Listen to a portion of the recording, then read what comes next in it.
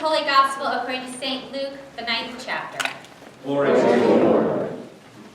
Now about 8 days after these sayings, Jesus took with him Peter and John and James and went up on the mountain to pray. And while he was praying, the appearance of his face changed, and his clothes became dazzling white. Suddenly they saw two men, Moses and Elijah, talking to him. They appeared in glory and were speaking of his departure, which he was about to accomplish in Jerusalem. Now Peter and his companions were weighed down with sleep, but since they had stayed awake, they saw his glory and the two men who stood with him. Just as they were leaving him, Peter said to Jesus, "Master, it is good for us to be here. Let us make 3 dwellings, one for you, one for Moses, and one for Elijah," not knowing what he had said. While he was saying this, a cloud came and overshadowed them, and they were terrified as they entered the cloud. Then from the cloud came a voice that said, "This is my son, my chosen, listen to him." When the voice had spoken, Jesus was found alone. And they kept silent, and in those days told no one any of the things that they had seen. On the next day, when they had come down from the mountain, a great crowd met him. Just then a man from the crowd shouted, "Teacher, I beg you to look at my son. He is my only child." Suddenly a spirit seizes him, and all at once he shrieks. It convulses him until he foams at the mouth. It mauls him and will scarcely leave him. I begged your disciples to cast it out, but they could not. Jesus answered, "You faithless and perverse generation, how much longer must I be with you and bear with you? Bring your son here." While he was coming, the demon dashed him to the ground in convulsions. But Jesus rebuked the unclean spirit, healed the boy, and gave him back to his father. And all were astounded at the greatness of God. The Gospel of the Lord. There's this little song that I love, and it kind of goes like this. Rise and shine and give God the, if you're a camp counselor, right, you know this. Give God the glory, glory. When my kids were very small, I would occasionally wake them up with the Rise and Shine and Give God the Glory song, which went over about like a lead brick, usually. I mean, it's a peppy, fun song. It's about the glory of God, but they weren't quite hearing it at 7 a.m. But anyway, on any given Sunday, we will sing loud and long about glory, or sometimes quietly and insecurely if it's a song that we don't know very well. But in all of our songs, prayers, and hymns, the word glory abounds. And on today, Transfiguration Sunday, which happens to be, in my opinion, one of the weirder festivals of the church, we really focus on celebration of God's glory. It says that Jesus shone with glory. Elijah and Moses appeared with Jesus in glory. Moses' face radiated glory, and we know that Elijah was whisked away in glory. For me, this idea of glory is a little bit of an issue. Not God's glory per se, but exactly what does God's glory mean? In all of my years speaking on God and glory, I have never encountered a fluorescent face. And I also readily admit that not only do I have a little bit of an issue with the word glory, but also with the word transfiguration. It is a word that we use only in church or in the Harry Potter books, if you have children or you yourself have read them. Transfiguration is a core curriculum class on teaching, changing form and all of that. But what the heck do glory and transfiguration have to do with real life? Are they even definable? Well, sometimes what happens to me is I head down these paths of what does this mean and what does that mean. I get led in some strange directions. But glory and transfiguration have to be more than just some type of spiritual Mardi Gras that we get to have right before the somberness of Lent begins. I mean, is Transfiguration Sunday a time where we talk about the glory and the glitter of God in church, and we sort of toss that around? And trust me, that would be a humongous disaster. I once glitter bombed a bunch of people, and it is not a mess that is quickly cleaned up. So that certainly can't be what was meant by Transfiguration Sunday. Well, I looked up Transfiguration, and this is what it said. A complete change in form to something more beautiful or more spiritual in nature. Obviously, I feel like the Bible influenced this definition, but I think it's a terrible definition. How did Jesus become more beautiful, more spiritual? I mean, this is Jesus we're talking about. Can God become more beautiful and more spiritual? I mean, can God become more of God? This whole thing just adds to my confusion. And the definition of glory wasn't much better. One of the definitions I found was a luminous ring around Jesus' head. Well, I have not had the privilege of seeing Jesus in person to see if he actually wears a halo, but for some reason, this idea seems a bit more flashy than what I envisioned his fashion sense to be. Well, another definition I found for glory was great beauty, which, as I said, beauty seems a bit out of character for God. If this is how we're going to define it, it has to be beautiful. And additionally, we know from all the cans of soup that we've been collecting, right? The Super Bowl is this weekend, and the word glory has been carelessly tossed about. The Broncos and the Panthers are both seeking glory. But if we only define glory as great beauty, then that doesn't hold water with the Super Bowl. I mean, I will admit that some football players may be more hot than others, but they aren't going to get more beautiful if they just slip that Super Bowl ring on their finger. So anyway, I searched on something of real substance on glory.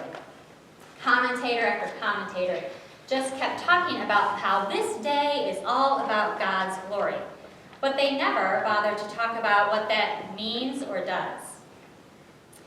And so if I don't know what it means or what it does, it feels a little bit insignificant.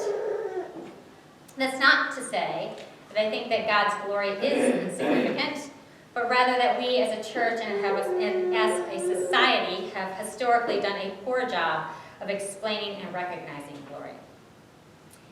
However, I believe that God has done a staggering job in acting glory. Twinkle and shimmer, glint and gleam are easy to see, and they're also easy to remember. The Bible even attests to this. This is why we remember this blinding Jesus and this shining face of Moses, because they are so out of the ordinary. But honestly, we all know this doesn't happen very much. Angels sometimes dazzle, and Jesus sometimes dazzle, and apparently sometimes even ordinary people dazzle. But not that often. So, have I missed God's glory? Because either God's glory only shows up in special circumstances, or glory looks and acts differently than we seem to think. So, as I'm on this hunt for glory, I thought I would check out the Bible, which I know, is actually a good place to look in my line of work. I had a professor in seminary tell me once, well, not tell me, tell like the whole class, read the Bible, it sheds a lot of light on the commentators. So I've always tried to remember that. So anyway, I searched for my razzle-dazzle moments in the Bible, and I didn't find very much. But I did find some enlightenment. As I scoured the passages for hints of what glory is beyond bright lights, I couldn't help but laugh as I reread verse 45, which basically says, "But they did not understand this saying. Its meaning was concealed from them so that they could not perceive it, and they were afraid to ask him." The disciples, they were standing there, and the meaning of glory is still concealed from them. And of course, they're afraid to ask him, right? I mean, wouldn't you be? There's seriously, this giant cloud comes and overshadows them, and there's this loud, booming voice, and there's ghosts from the past that show up. This is a Jesus that they've never seen before. But still, with all that, it's fine. They don't understand glory, and I don't understand glory. But what did begin to illuminate it was what Moses and Elijah chose to talk to Jesus about in this moment of glory. They talked to Jesus about his departure. These are people who know all about departure, about Exodus, and about death and delivery, about being led into places where few would choose to go. There's a reason that Moses and Elijah are there with Jesus. And if you can imagine that conversation, you have Elijah, this prophet who had great zeal for the Lord, who pleaded with the people to return to the Lord, and many times his words just fell on seemingly deaf ears. And then there's Moses, who led the people through the Red Sea, gave the people the Ten Commandments, and no matter what he did, his words just fell on hard hearts. Well, I can just see Elijah saying to Jesus, you know, old buddy, old pal, let me tell you a bit about the glory of God. This is the way it's going to fly. And as he's speaking, Moses interrupts him and says, well, remember, Jesus, I was the one who led the people through the Red Sea, how we went, how I took all the people from death to life. Well, buddy, that's the way it's going to be with you. You'll drown, leading the people from the shores of Jerusalem to the banks of heaven. And all the while, the people will flail and thrash, kick and scream, and they'll try to save themselves. Yep, Jesus, that's what the glory of God looks like. That's the glory of God. Drowning in the sea. And then suddenly you aren't. Proclaiming there is another path, and everybody still goes the wrong way. Praying on your knees and falling asleep even though you don't mean to. Loving as much as you possibly can, and you still end up hurting. Tumbling down the mountain into your demons, and victory over those demons doesn't come easily. Glory looks like that. Laying your life down to save another, hanging on the cross, and still forgiving and loving. Glory looks like that. And none of it is really all that beautiful. But what God does seem to be pointing to is this striking intermingling of departure and delivery, of mountain and valley, of death and life. The distance between what goes on at the top of the mountain and at the bottom of the mountain is really not that far. Jesus' clothes might have been dazzling at the top of the mountain, but they were torn to rags on the cross. And his face might have shone on the top of the mountain, but on the cross it was bloody and sweaty. The Bible seems clear that most of the time glory isn't luminous and it isn't beautiful. Now, I think it is fine for me to recount to you my little wild goose chase about what I think glory and transfiguration is.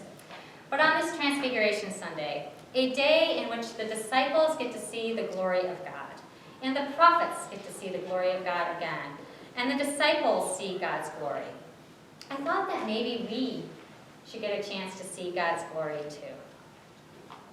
So here is my magic trick for seeing glory. You need to turn and look at the person sitting next to you.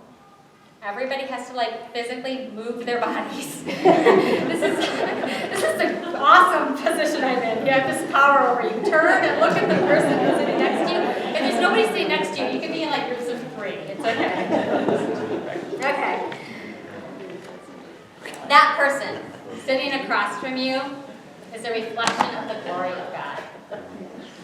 They aren't glittering and shining, but I can guarantee you that person sitting across from you has broken pieces and howling demons. And I can also guarantee through that person, God's light shines. Despite all of our faithlessness, God's glory appears in the people that surround us. So won't you take one last look at that person? That's glory. Now you can turn back around. See, here's the good news. That was probably as uncomfortable for you as Peter, James, and John felt when they looked upon glory also. You just didn't get God yelling at you also. The Transfiguration changed the way the disciples saw Jesus and the way they saw God. But that's not all. That's undeniably glorious.